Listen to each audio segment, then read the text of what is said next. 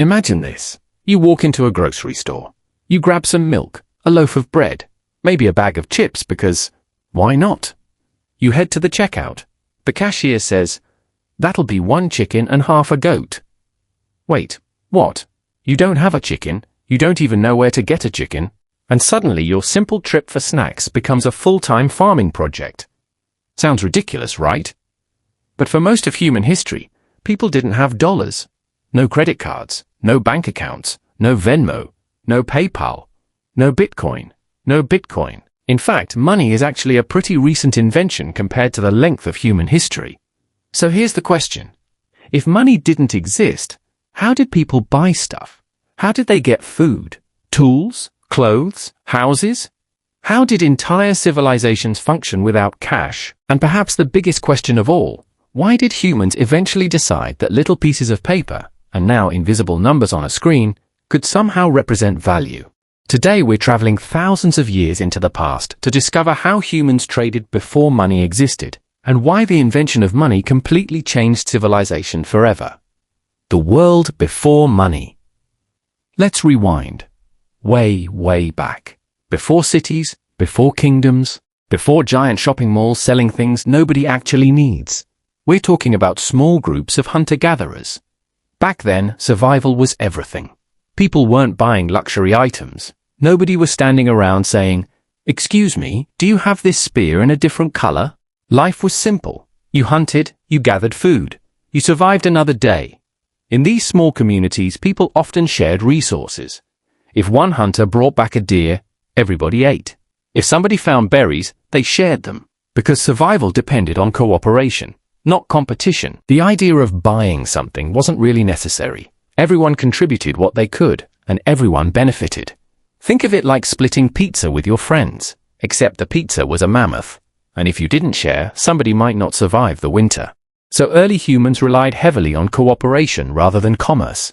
But as populations grew, things got more complicated, and that's when the problem started. The barter system, eventually people began specializing. Some became excellent hunters, others made tools, others farmed crops, others crafted clothing. Now people had different skills, different products, different needs. This created a new challenge. How do you get something you need if you don't make it yourself? The answer was barter. Bartering means directly exchanging one item for another. No money involved, just trade. You give me something, I give you something. Simple, at least in theory. Imagine you're a farmer. You grow wheat. You need a new axe. So you visit the village blacksmith. You offer him wheat in exchange for an axe. If he agrees, great. Deal done. Everybody wins. This system worked surprisingly well for thousands of years. People traded food, animals, tools, weapons, clothing, raw materials. Even services. Need help building a house. Maybe you trade labor for labor. Need your roof repaired. Maybe you pay with chickens. Sounds strange today, but it made perfect sense back then. However, the barter system had one huge problem. Actually, several huge problems, and they were becoming impossible to ignore. The chicken problem. Economists call it the double coincidence of wants. But let's use normal human language. Imagine you have chickens, you want shoes, so you find a shoemaker. Great, problem solved, right? Not necessarily. What if the shoemaker doesn't want chickens? What if he wants fish? Now you're stuck. You need to find a fisherman willing to trade fish for chickens, then take the fish to the shoemaker, then get your shoes. Congratulations! What should have been a 5-minute shopping trip has become a 3-day side quest. It's basically ancient Craigslist, except somehow more complicated. This was the biggest weakness of barter. Both people had to want exactly what the other person was offering, at exactly the same time. And that doesn't happen very often. The larger societies became, the bigger this problem got. Trade was slowing down. People needed a better solution. But there was another issue too. How much is a cow worth? Let's say you own a cow. You want some bread. How much bread equals 1 cow? 5 loaves? 50? 500?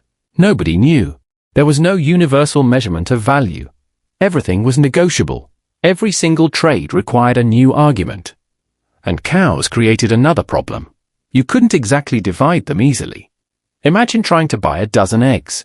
The seller says, "That'll be 1/10 of a cow." Not ideal. A cow is either a cow or it's dinner. There's really no middle ground.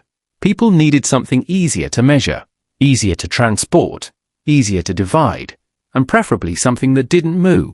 When strange things became money, long before coins appeared, humans experimented with all kinds of objects as money, and some of them were weird, really weird.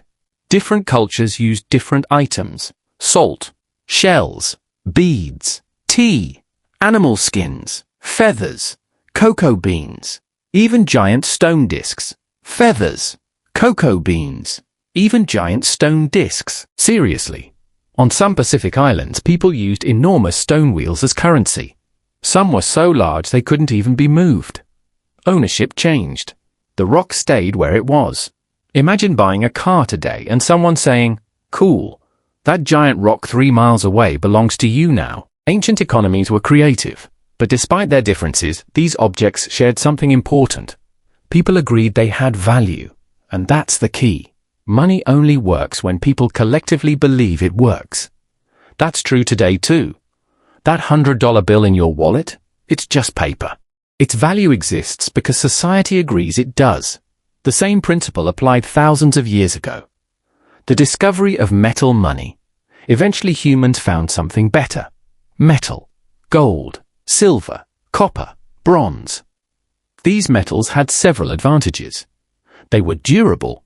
Gold, silver, copper, bronze. These metals had several advantages.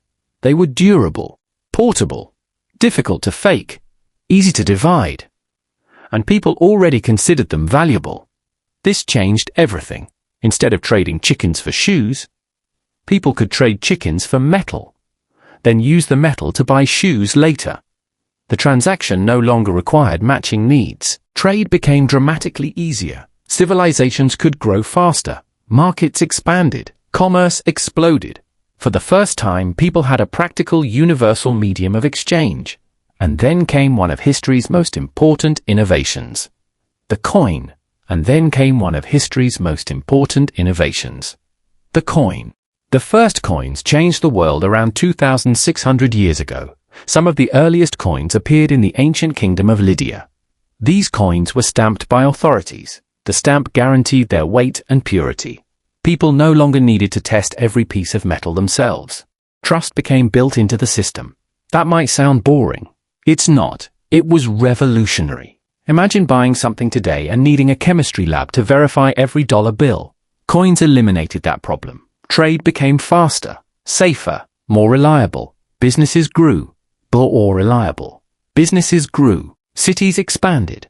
Governments collected taxes more efficiently. Entire economies became more sophisticated. Money wasn't just making purchases easier.